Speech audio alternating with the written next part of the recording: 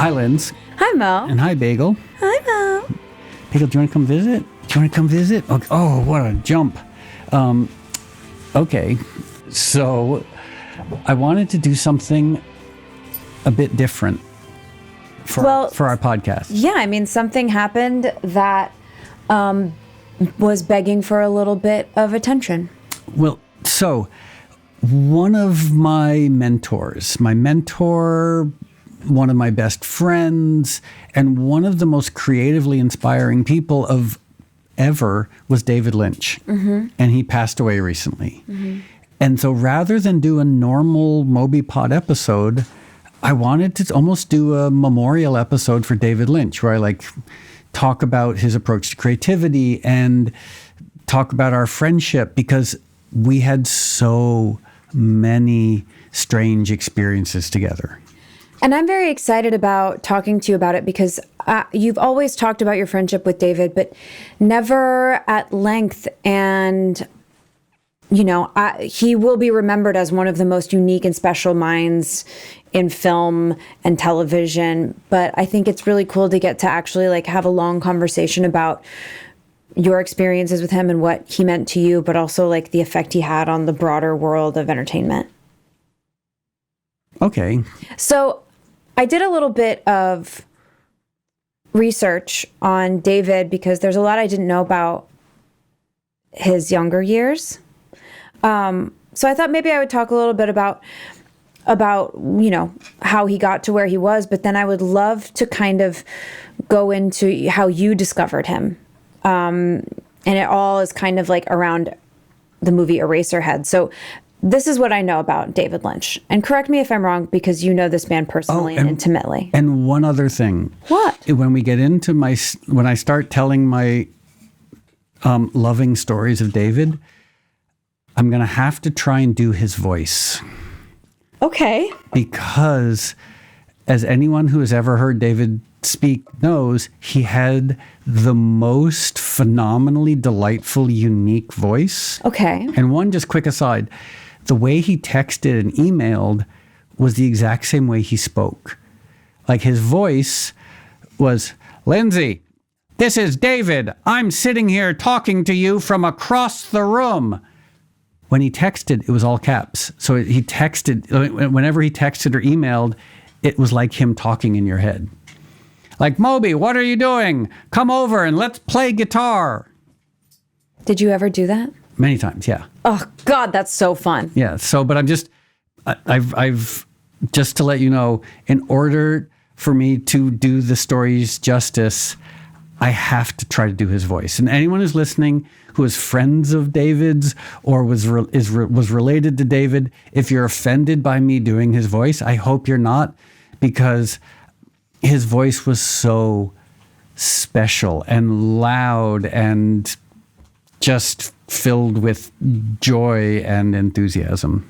It sounds like it's all coming from a place of love. And that is what this is about. Yeah, is a loving remembrance of a very admirable, cool person. Yeah, and someone who's how many people in the world have a last name that becomes a globally accepted adjective? Yeah, Lynchian. Yeah. Lynchian. That's all you have to say. Oh, it's so Lynchian. Yeah. So, okay. But so early days, I assume we're going to start in Montana. Yeah, Missoula, Montana. Sorry, I can't stop. So I won't go too in depth into it, but I think there are a couple of things that say a lot about who he was. So he was born in Missoula, Montana, but he moved a lot. Did you know that he was constantly moving place to place when he was a kid? I did not know that. And do you want to know why? It's very hard for me to speak in my normal voice. I know. His father worked for the Department of Agriculture. Okay. Which had them moving around quite a lot, but often to a bunch of different rural places, which I think says, because I moved around a lot when I was a child too, and I can say it gives you a sort of outsider perspective on groups of people that have known each other forever and locations that haven't changed in a very long time. I think, and when I think about movies like Blue Velvet, I'm like, yes, that is exactly how I would see him specifically trying to define his experience of like small town weirdness. It does Do you know make what I perfect mean? sense because so much of David's work was based around a sort of almost a paradox of like a love of small, normal American towns, but a deep love for the weirdness and perversion of small, normal American towns. Yeah. Like in equal measure, like this just love for the weirdness, love for the darkness, but also love for the normalcy at the same time. Yes, and I think when you're constantly moving like that, you're kind of forced to make up the story of where you are all the time. And I feel like it's a very interesting thing to think about, little David Lynch learning the world in all of these like different small towns. But also, did you know this? He was a painter first. Yeah. I have a Painter bunch of first and a paintings. filmmaker second. He gave me a bunch of paintings. That is so cool. Yeah. I didn't know that. But That was, I mean, getting way ahead of ourselves. That was really, in a way, his first love was painting. Yes, that's what I didn't know. I didn't know that was his first medium. Yeah, he was, I mean, for the last, ever since Inland Empire, like he's really only focused on painting. And as we get into it, I'm going to tell you a disturbing but kind of amazing story about his studio. Okay, I can't wait. I cannot wait. But I'm also, way ahead of myself because that's a later story. it makes a lot of sense though when you think about the medium of painting and the focus on color, and then you see his films and it's all about. Well, except his paintings are all black and white. Really? Yeah, Whoa. almost all. Well, no, there's some color, sometimes red. I feel like the last batch of paintings I saw of his were just like the ones I have are all black and white. It's like some are prints, but like it's black, white, brown, and red. Like it's sort of the colors of hell. Whoa, that is fascinating. Well, anyway, then he went to AFI here. Yeah, right around the corner. Which is It's the amazing. American Film Institute for people who don't live in Los Angeles, in Los Feliz. Also that. It's right down the road from us, but also that makes AFI seem a whole lot cooler to me, knowing that he went there. Yeah. And then, have you ever seen any of his short films, Six Men Getting Sick or The Grandmother? I've never seen them. Yep. So we're very quickly getting to how I was introduced to David and his work. Yes, because he kind of was honing his voice with those. Apparently, they were very surreal, Yes. bordering on unsettling. And then he made his first feature, Eraserhead, in 1977. And this might be around the time that you were introduced to David Lynch. Well, when I was growing up in good old suburban Connecticut, this was when the counterculture was both hard to find but weirdly thriving. Like little punk rock venues with 30 people in the audience seeing little punk rock shows. And if you didn't know about them, there was no internet, there were no cell phones, there was almost no way to find out about these little punk rock shows. And little record stores and little alternative bookstores and even little vegetarian restaurants. Veganism didn't really exist then. And right, I guess about 10 minutes from my house in suburban area in Connecticut was a place called the Sono Cinema. And it was in South Norwalk, like Soho, but South Norwalk. And it was in a very sketchy, dangerous part of town, but it was this weird art cinema. And art cinemas still sort of exist, but back then they were where you went when you weren't at the local crazy bookstore or the little punk rock club. You would go. So my friends and I, even in high school, when we were 14 years old, 15 years old, would somehow get rides to Sono Cinema to see everything. And that's where we saw like early Wim Wenders movies and Tarkovsky and Buñuel and Dali, but they had a David Lynch weekend. I must have been 15 years old, so it's like 1980, maybe 81. And my friend John had a license, so he was our best friend because he was our ride. And so we packed into his mom's station wagon and we drove to the Sono Cinema for the David Lynch weekend in 1980. And it was Eraserhead and a bunch of the short films. And the approach that we had or that I at least had, I assume my friends had, and a lot of people had back then, was if you were privileged enough to experience alternative film or alternative music or alternative literature, you paid attention until it made sense. Like now we all have these quick attention spans. If something doesn't grab you in the first 5 seconds, you move on to the next thing. Mm-hmm. Back then, you paid your $5 for a ticket. You sat down in cold, sticky Sono cinema and you watched David Lynch movies until they made sense to you. Like you waited. And because you're like, okay, I'm a 15-year-old in Darien, Connecticut. If I don't understand it, it's my fault. It's my problem. It's nothing to do with the quality of the art or the artist. It's my issue as a suburban teenager. And so I was like, okay, this isn't entertainment. This is education. And this is exposure to a world that was so foreign. Because David's movies later became very suburban. Eraserhead with Jack Nance is not a suburban movie. Mm-hmm. And some of the early ones like Grandmother, they're just so dark and so experimental and so fascinating. So that was my introduction to David Lynch. And then, of course, he made The Elephant Man, which was the least Lynchian movie he's made, except for the very ending. It's beautiful. It won an Academy Award. It's just like straight, beautiful narrative filmmaking. Mm. And then he made Dune, his version of Dune, which is half amazing and half ridiculous. Kind of like some of the CGI stuff is hard to watch. Yeah. But my friends and I, we were just obsessed with him.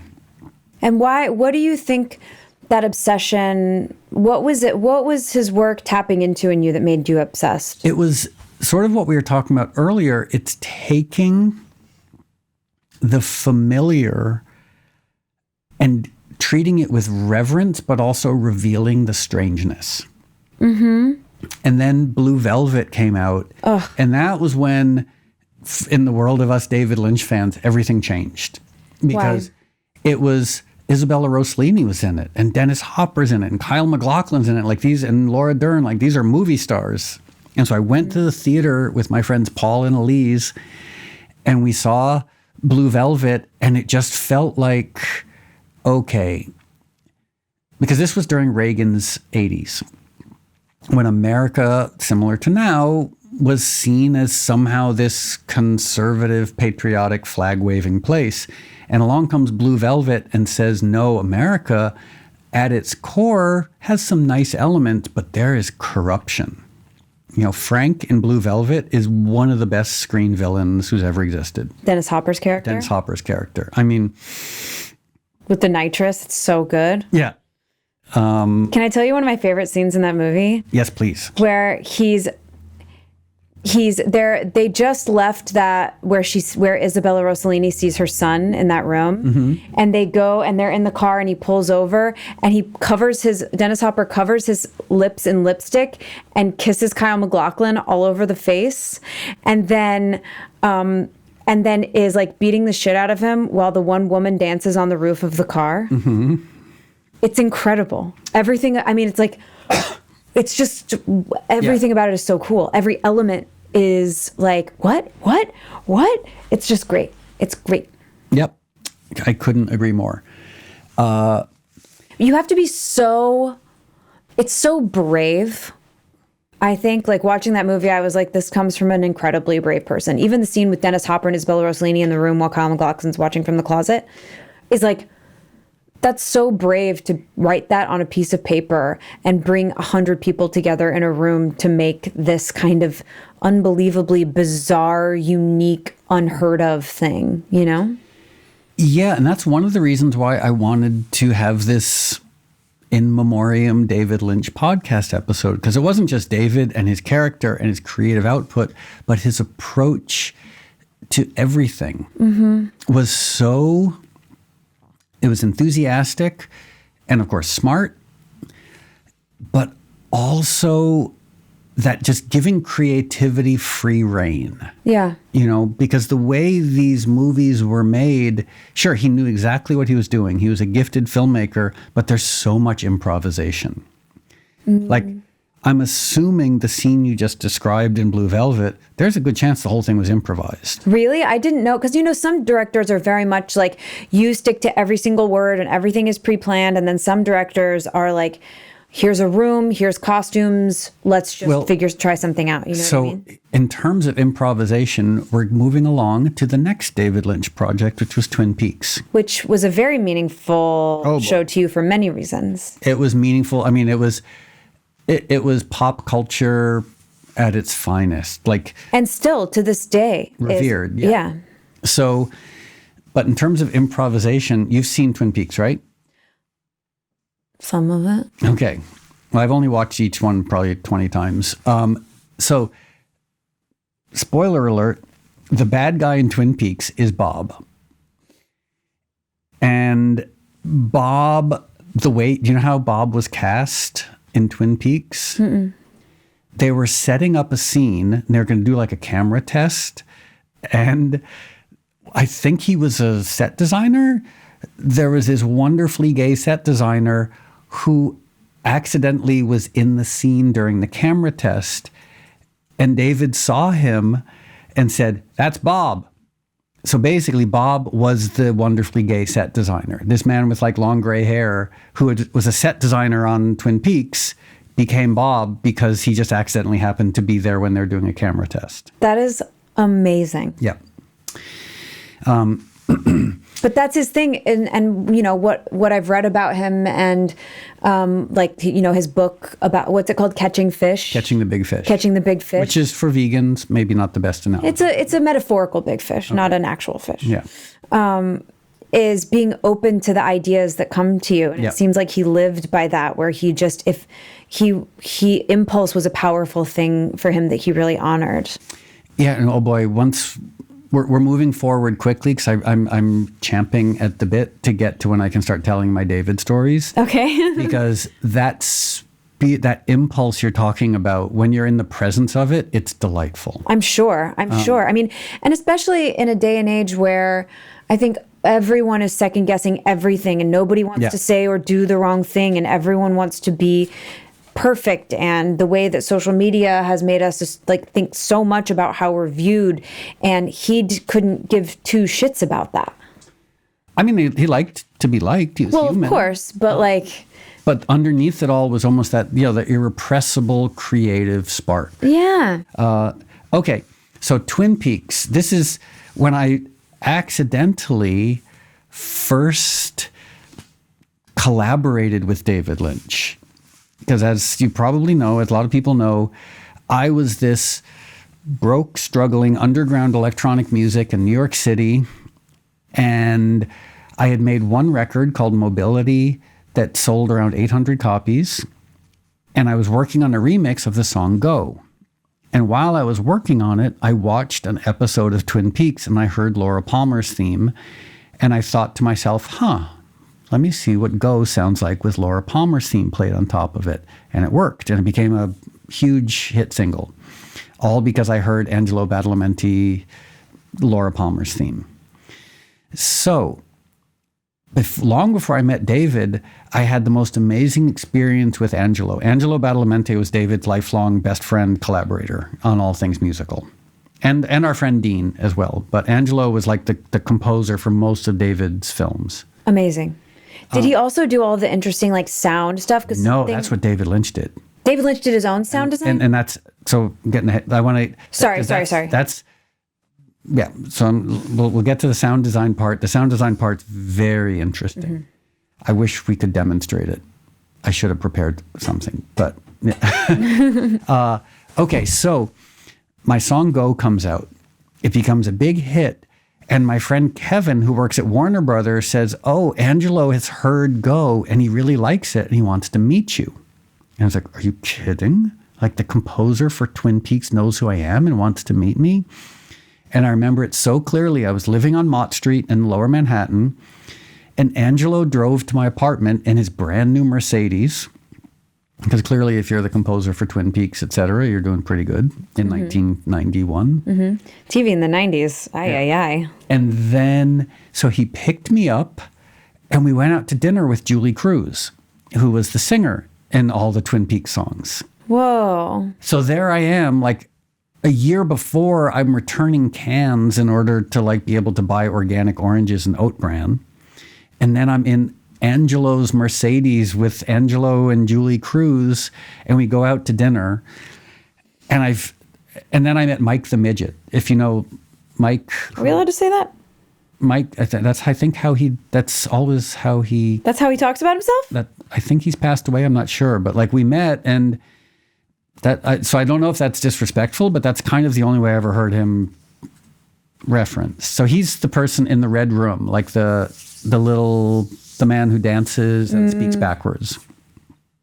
So suddenly I'm friendly with all of these David Lynch adjacent people. But years pass and I still haven't met David. And I'm obsessed with, I see Fire Walk with Me, the Twin Peaks movie, Lost Highway, Inland Empire. Like I'm seeing all the movies obsessively over and over again, because the later work, in my opinion, it just kept getting better and better. Like I think Inland Empire, Lost Highway, Mulholland Drive, like are the three of his three best movies. So, are we ready? Are we at the point where I finally, after a lifetime of being obsessed with David Lynch, I finally get to meet him? Yeah. Okay. Drum roll. So it was 2008, and a friend of mine was going to see David Lynch speak at the British Academy of Film and Television, and I was in London at the time. And she said, "Oh, do you want to come to this event? You know, David's speaking, and maybe we'll meet him afterwards." And I was like, are you kidding? Like, I'm going to maybe meet David Lynch, like my creative hero.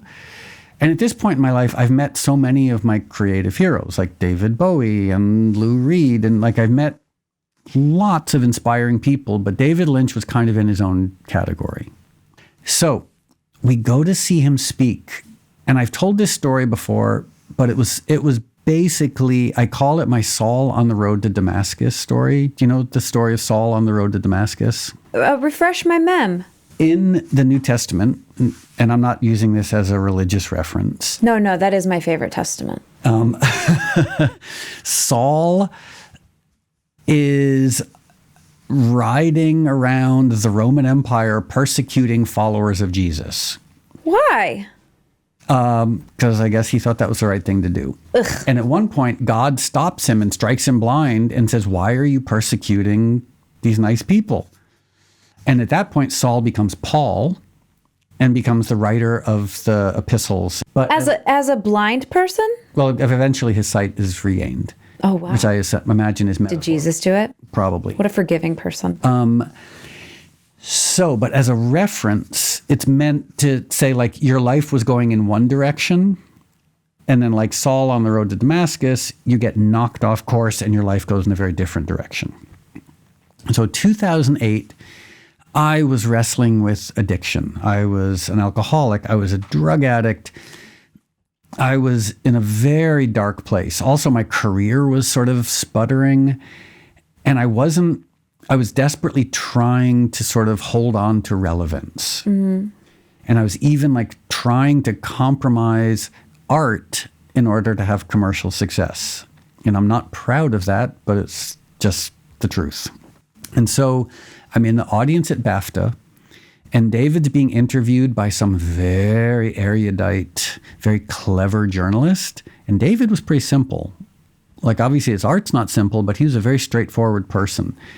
And the more clever the journalist became, the more annoyed David became.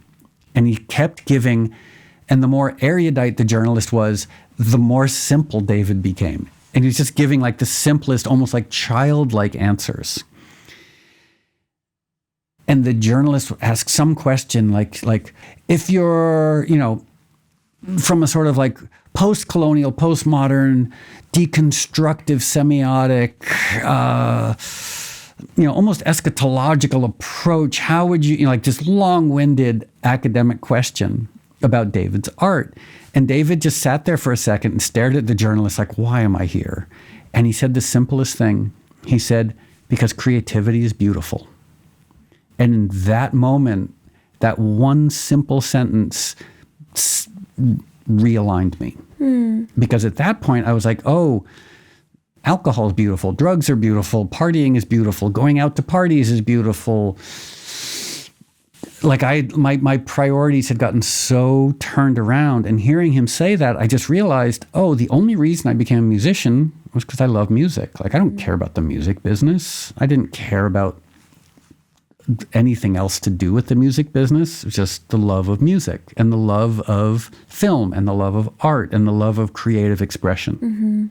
And so hearing him say that really changed me. Yeah. And it reminded me, my only job is to pursue that. You know, ignore the commerce, ignore the world, just pursue creativity and see where it takes you. So that was a big moment. Then afterwards, we were backstage, and I got to meet David for the first time. And I went up to him and I said, thank you so much. And he was very excited. I guess he knew who I was. He was happy to meet me.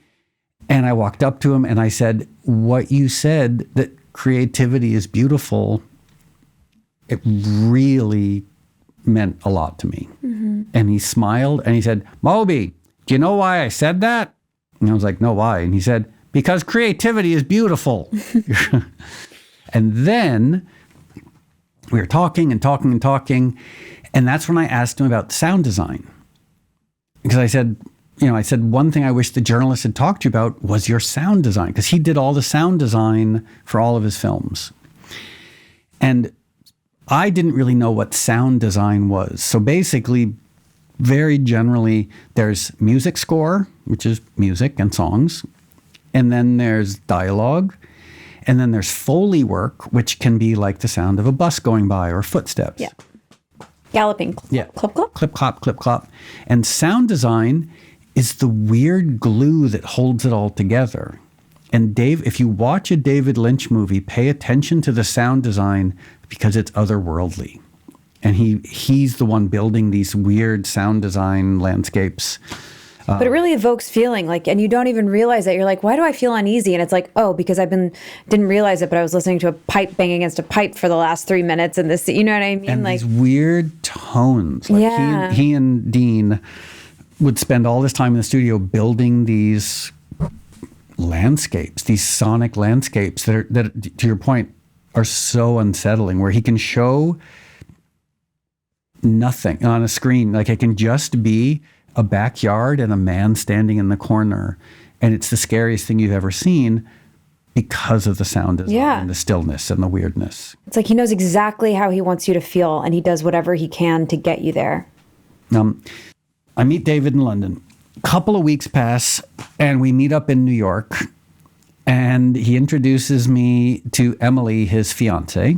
And we have a fun time hanging out, going out. And he mentions that he's hosting a David Lynch weekend in Iowa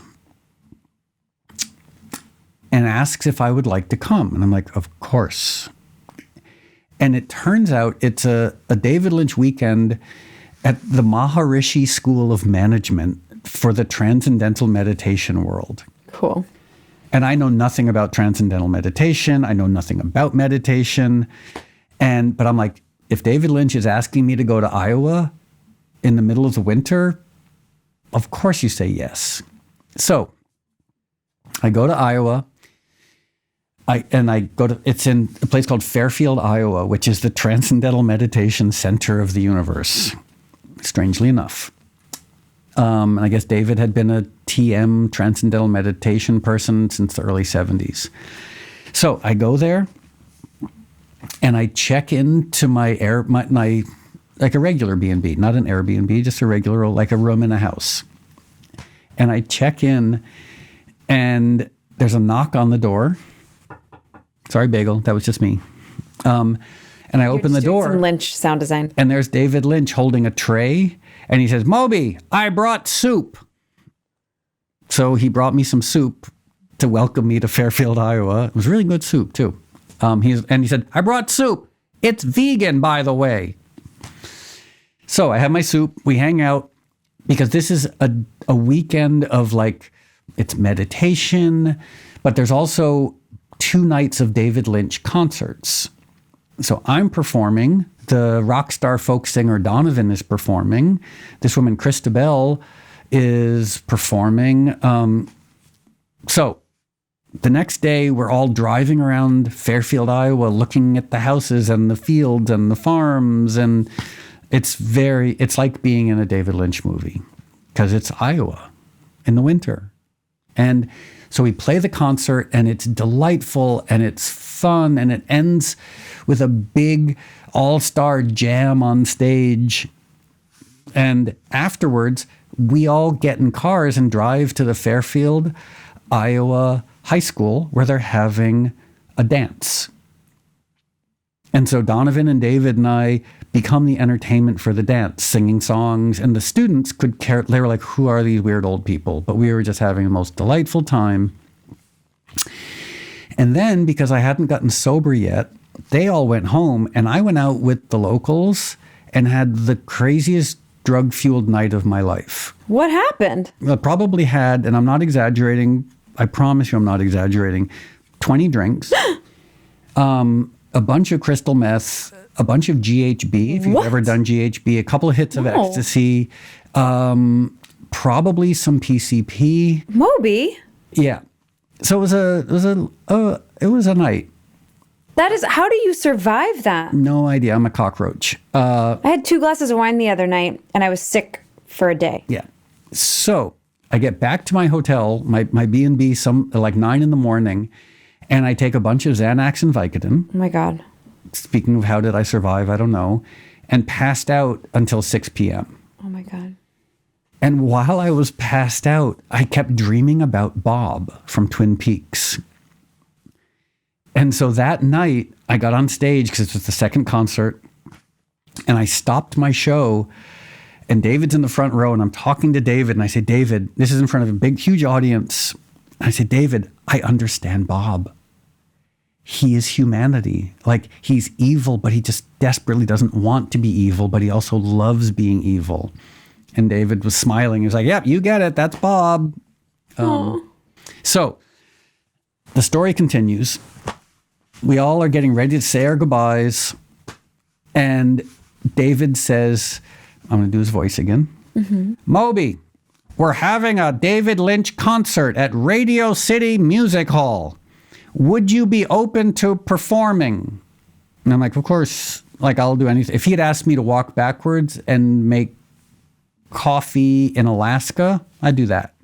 Like I'm in. Whatever he wants, I'm happy to do. So it's a concert to benefit transcendental meditation. And the lineup at, first of all, Radio City. I'd never played Radio City, the most iconic venue in New York. Mm-hmm.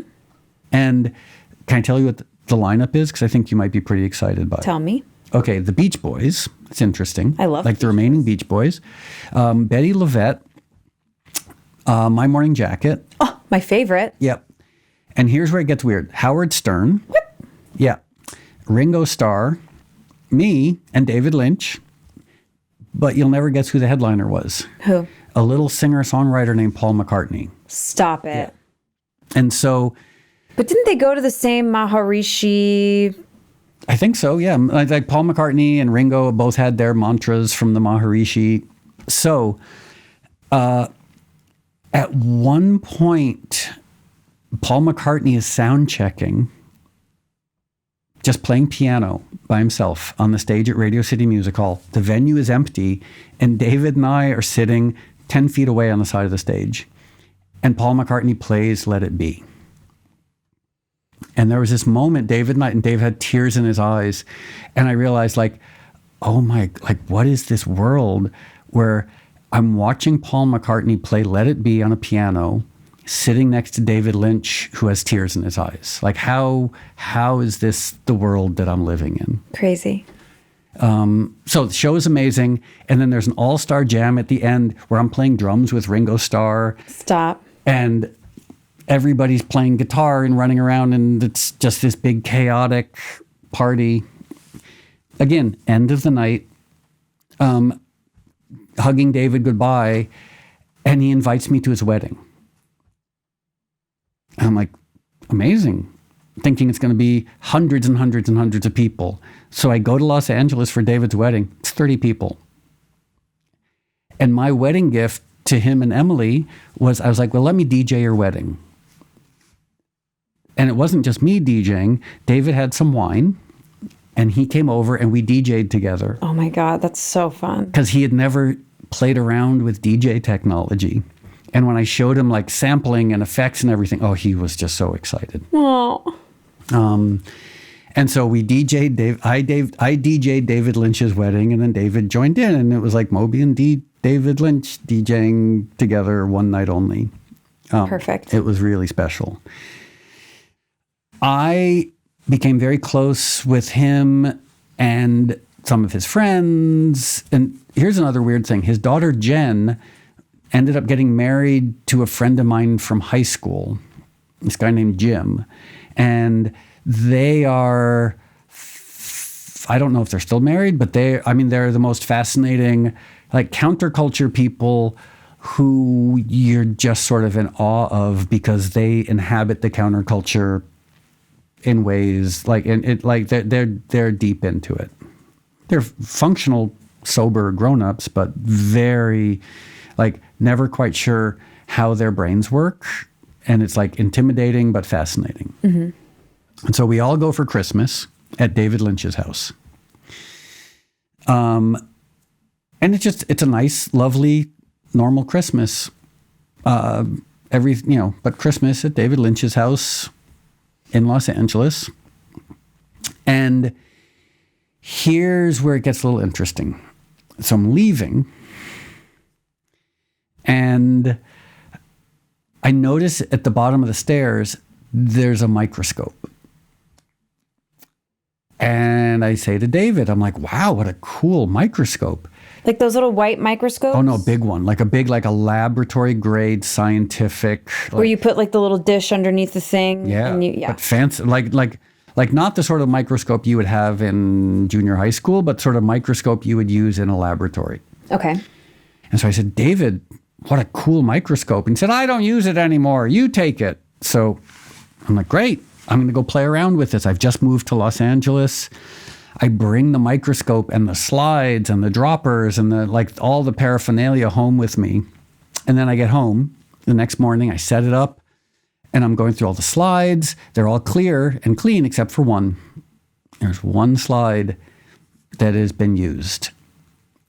And so I call up David and I was like, wow, the microscope is so great. By the way, there's only one slide that has been used. And he said, Moby, that's my semen. Did you look at it? It was too old, but still I think that was the only reason he bought the microscope, was to look at his semen under the microscope. And then he looked at it and he was like, okay, I'm good. I don't know, but the fact that all these blank slides and one slide of David Lynch's semen. I wish you still had it so we could clone him. I know. The thought has crossed my mind. And this next story is not a vegan story. I'm vegan, of course, 37 years. David was not a vegan, but I'm going to tell this story anyway because it's so ridiculous. Okay. So let's say it's a couple months after that, I'm over at David's house, and David lived in a compound in Outpost Estates here in Los Angeles. Yeah, 4 houses all totaled. Lived in one. One was sort of like a studio. One was an office, etc. And then he had a painting studio. And I walked over to his painting studio, and sadly, one very sad thing about David, he smoked obsessively. Mm. So I walked to his studio, and he's there smoking and painting. And I happened to notice he's got some chicken nailed to the wall. Chicken? Chicken, like a chicken breast, yeah, or like a live, like a chicken, or like a Purdue type chicken that you would buy at a supermarket. He has nailed chicken to the wall.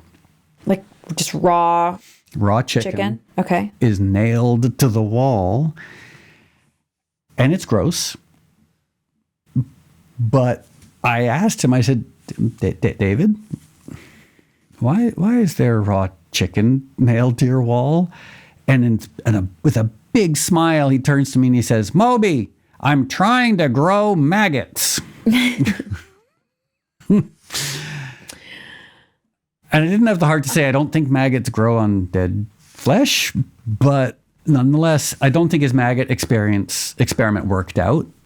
But the fact that like he could be out making blockbuster movies and instead he's in his painting studio nailing chicken to the wall.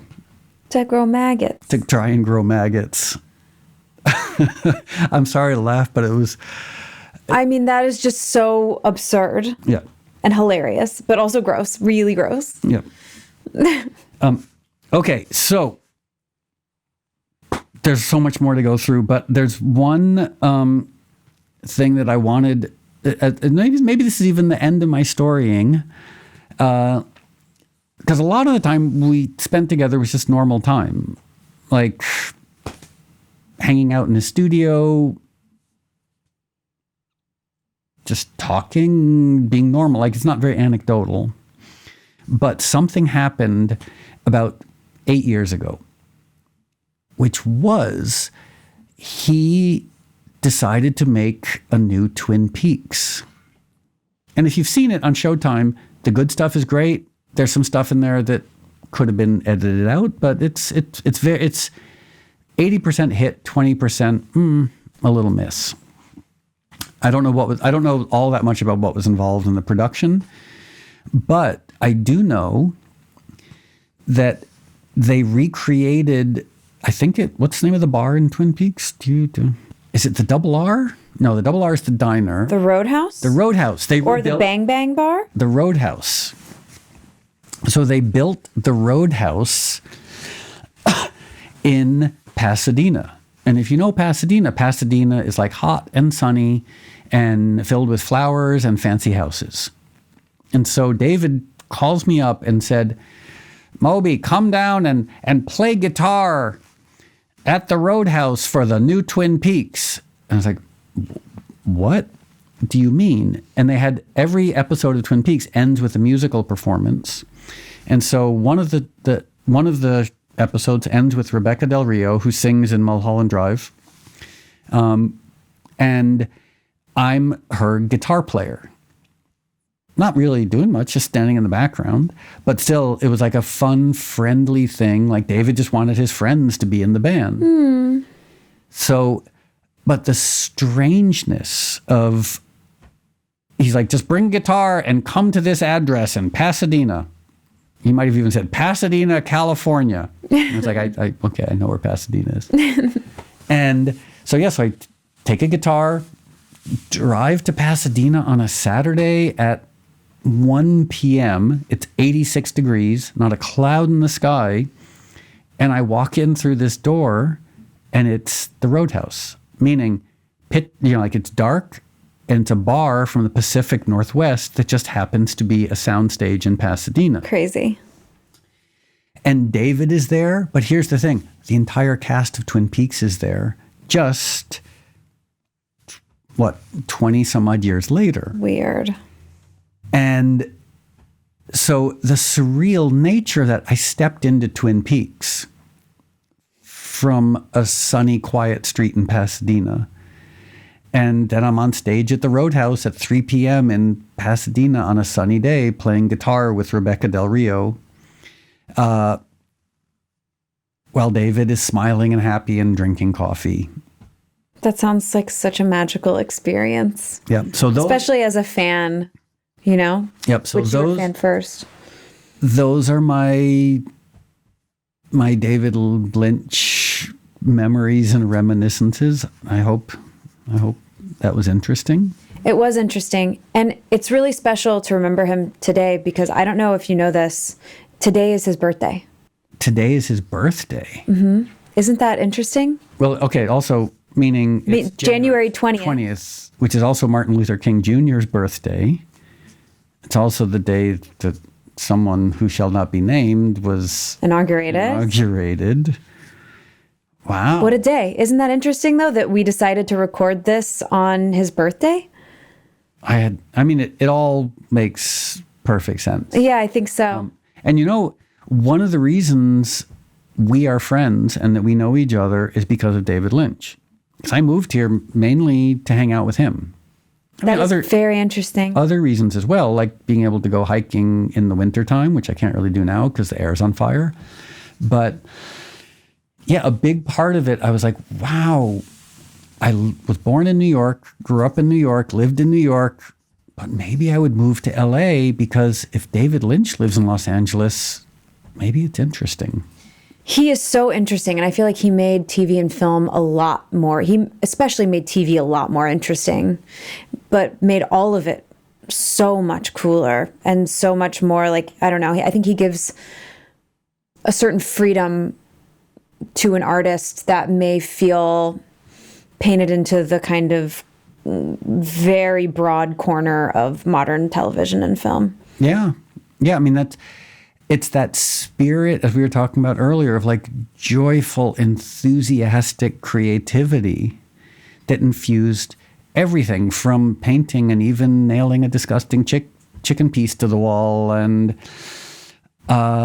playing guitar when you don't know how to play guitar and spending your wedding night DJing.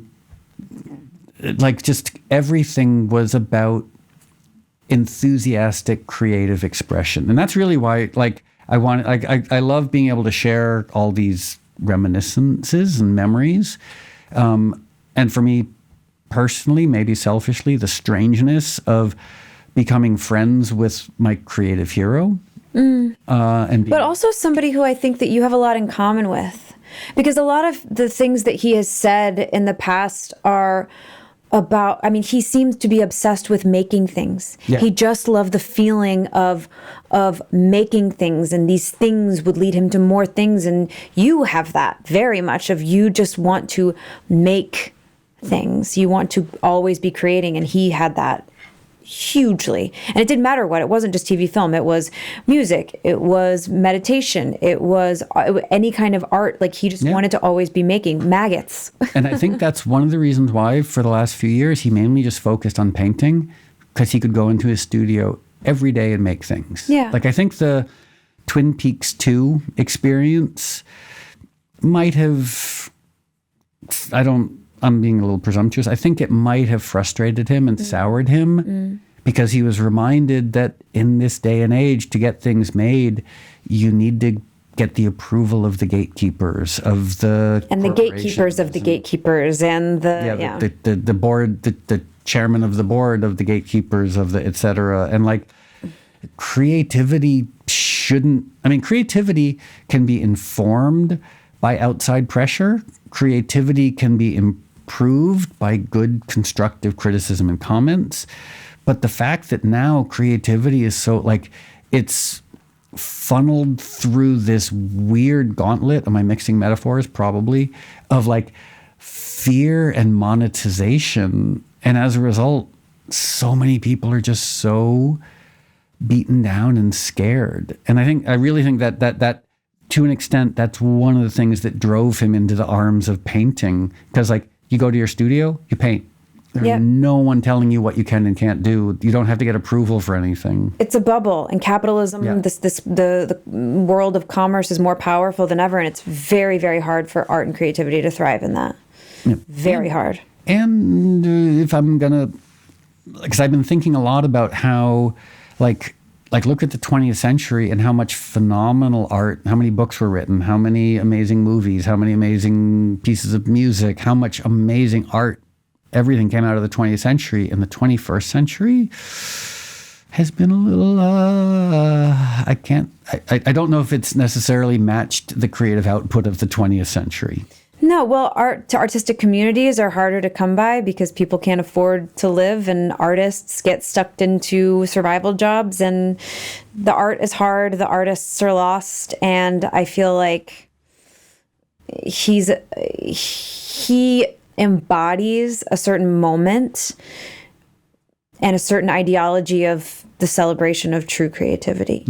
And there's another variable in the 21st century, which is, and I'm not going to criticize social media because obviously I like it, but like so much creativity now goes into social media. So someone will have a great TikTok or a great Instagram post and lasts for a day.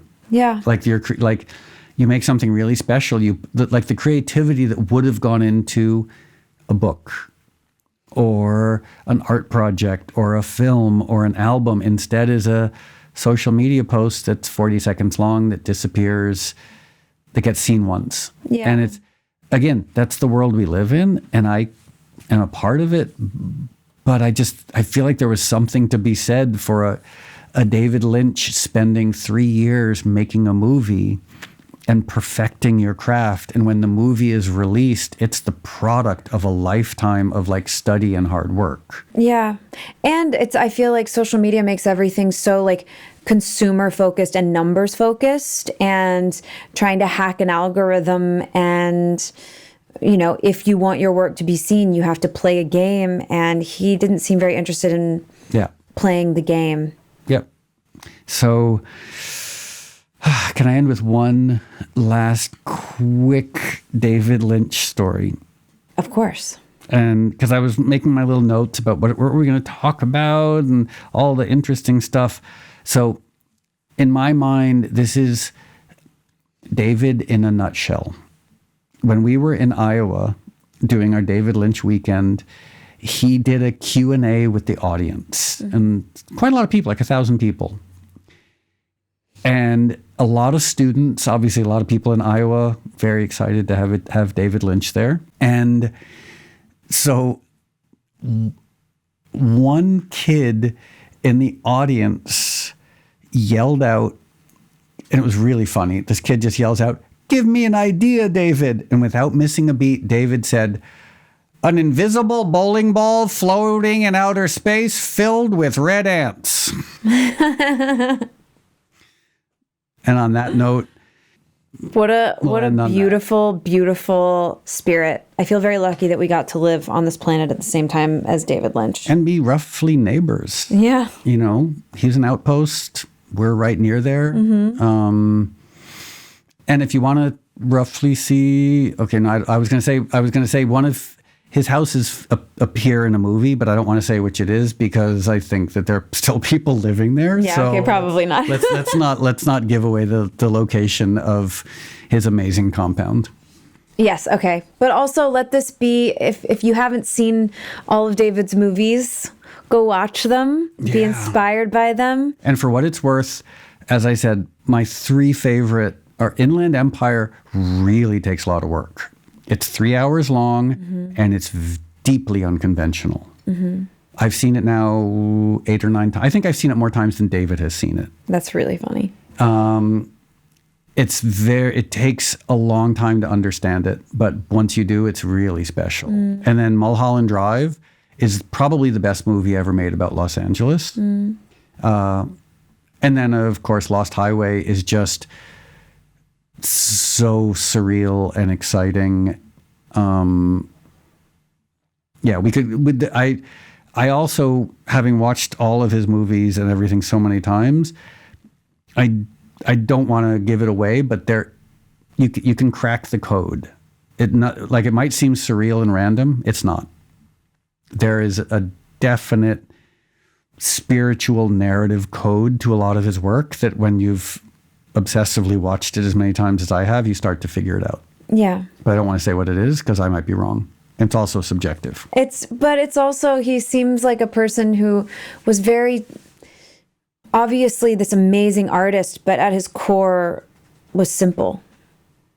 There's a simple way he saw the people and life, and a simple genius. A simple genius. Like he didn't want to overcomplicate things. Well, I think one thing he said once that made a lot of sense is like, you don't have to be dark to make dark art. Like you don't have to be bleak to make dark, challenging art. Yeah, I think he talks a lot about darkness, and he said he's not interested in the nature of good. He's interested in the nature of evil, because that's the harder one to figure out, I think. Yep. But yeah, a fascinating person. And I feel really lucky that we got to talk about him today on his birthday. And thank you for letting me reminisce, because it still just amazes me that I got to be friends with my ultimate creative hero. It's so cool. It's so cool. Okay, so now we're just going to say goodbye. And thanks to David for being David. And thanks, Aaron Steeler. And thanks, Jonathan Nesvadba. And thank you, Lindsay. And thanks, Bagel. And we will see you in 2 weeks. Okay, amazing.